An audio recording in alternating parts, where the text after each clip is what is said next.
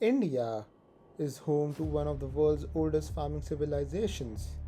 Yet today, millions of its farmers are trapped in a crisis so deep it threatens the economic foundations of the entire nation.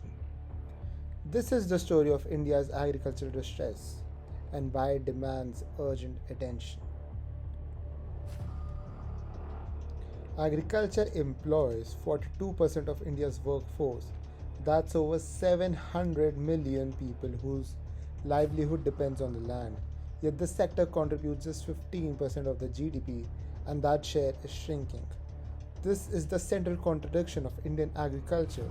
It sustains half the country's population, but the economy treats it as an afterthought.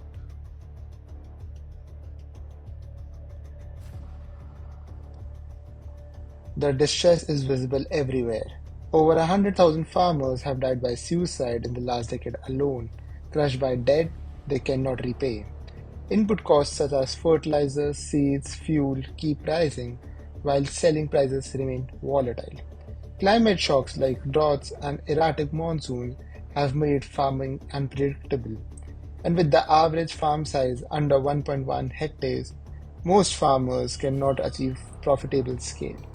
The numbers tell a stark story. An average farming household earns around 10,000 a month, less than a third of what an urban worker earns. Even rural non-farm workers earn twice as much. This widening gap isn't just unfair, it is economically unsustainable. It is driving millions away from farms and into cities that are already overwhelmed. This is not just a rural problem. When farmers struggle, food security for 1.4 billion people is at risk.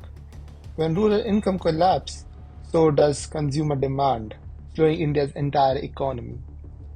Cities buckle under waves of distressed migrants, and inequality deepens, leaving India's growth story hollow at its roots.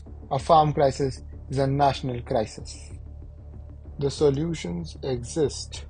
Legally enforceable minimum support prices to give farmers income certainty, structured debt relief and affordable credit to break the debt trap, investment in climate resilient farming and crop insurance, and reformed markets with better infrastructure to cut post harvest losses.